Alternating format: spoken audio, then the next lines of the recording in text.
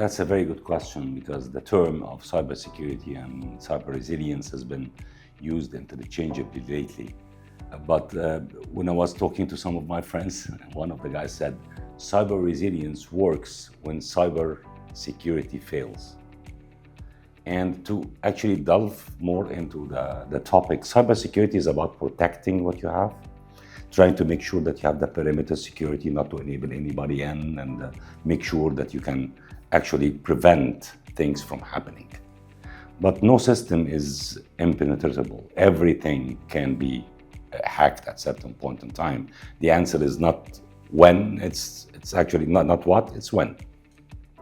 Now, cyber resilience is all about looking in a more of a forecasting mode and making sure that you are prepared to recover from it. So basically, it's on top of protection, it is anticipation, monitoring, identifying or detecting, responding, and recovering.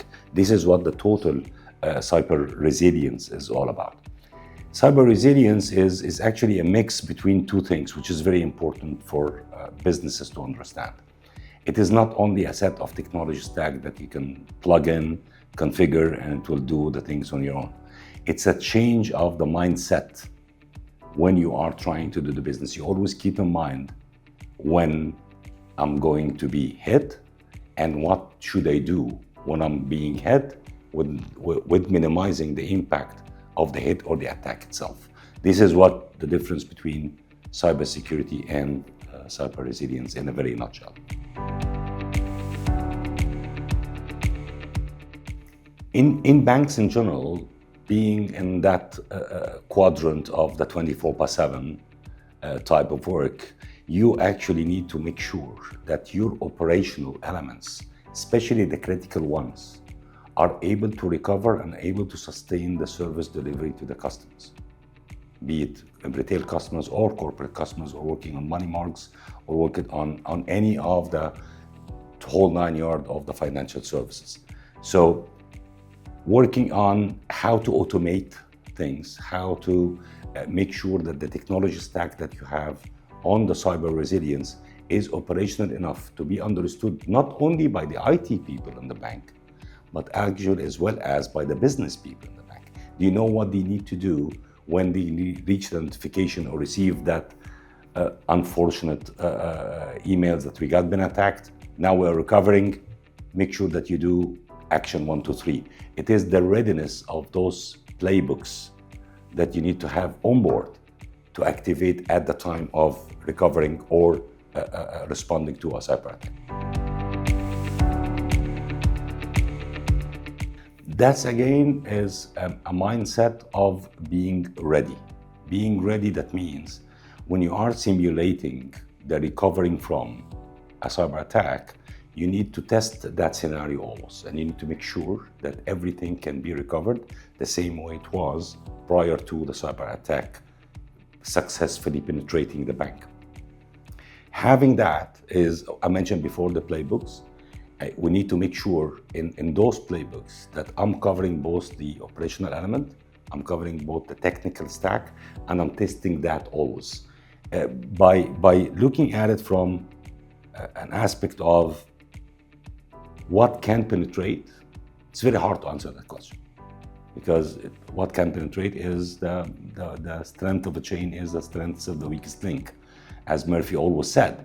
So it can go in at any point in time through any of the openness or open banking. And now we discussed that before on the open banking, open finance.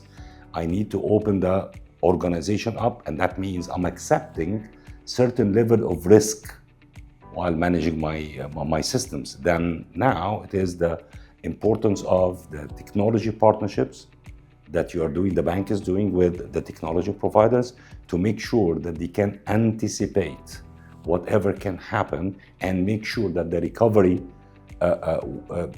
playbooks and the recovery procedures and the recovery elements are all in play. Not necessarily a one-time off, and we used to get a DDoS attack like what we were discussing only before the filming. It might not be DDoS, it might be data corruption, it might be malicious attack from within the organization itself. Now, do I have always an active gold copy of my data and more important, my systems that I can revert back to. And whenever I'm putting that in a conclave environment, that this environment is not penetratable to anybody. The key is only with Mr. X, and Mr. X is the only one who can give that. Of course, Mr. X can be actually another automated process that is launched by the process. It might be a human being. That depends on the selection of the financial entity or the organization itself. Vulnerability assessments are actually a test of reality. What did I design the systems for and design the process for, and how well these processes are performing in a peacetime. You don't have to test those ones at war times, because at war times you get casualties, and at peacetime you don't get casualties. So is it okay to say on hourly basis? Because that's actually what it is all about. But what I'm trying to say is, if you have a vulnerability assessment of very periodical, I would say every month or every couple of weeks, to make sure that you can actually slice your systems and see how each system is working from a vulnerability assessment. Of course, whenever you're doing a change in hardware or a change in software, change in versions or a change in applications, even by release, you need to do immediately a vulnerability check afterwards, because you changed the code. That's a very good question, because AI opens two things. AI can be seen as, I need to open my data for AI to work on it on behalf of my customers, which actually opening doors for traffic that I'm not anticipating and I don't know the format of it, which is a very tough problem to decide. Actually, 50% of our customers, when we did our annual security report at GBM, they said they don't know if they go and embrace AI for others, how to look like.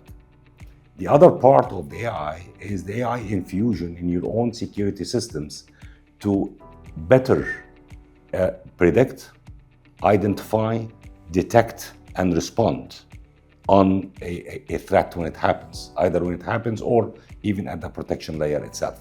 So we have two aspects of AI. AI for good, which is basically when I use it inside, infuse my own technology stack with AI that provides me a more intelligent way of fighting the threats, and AI in a general sense that I need to open my organization for others to use, so I can get my pedestal over there for as a bank in the new AI reality of the market.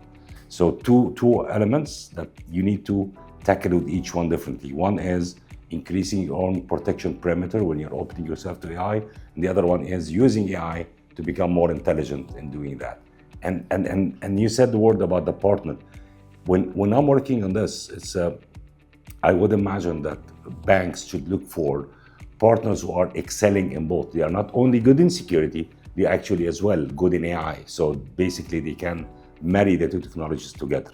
Specifically with the new trend like now on the agentic AI, you need a guy who understands AI, understands the processes and the exposed functions of the multiple security layers, so they can construct by themselves the way the system should react based on an anticipated or remotely anticipated type of a security threat or risk. That's a very good question. If you remember, 3.5 years ago, we came up with the GBM Shield.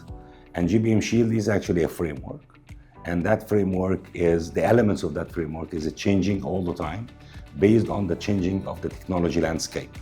What we are doing on top of the changing of the technology landscape is making sure that whatever puzzle pieces we're bringing together are working good together.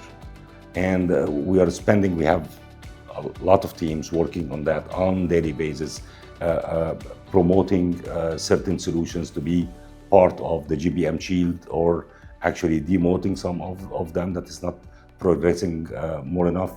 The AI squad of GBM went in and worked on with the GBM Shield teams to see where can AI infusion can work in place.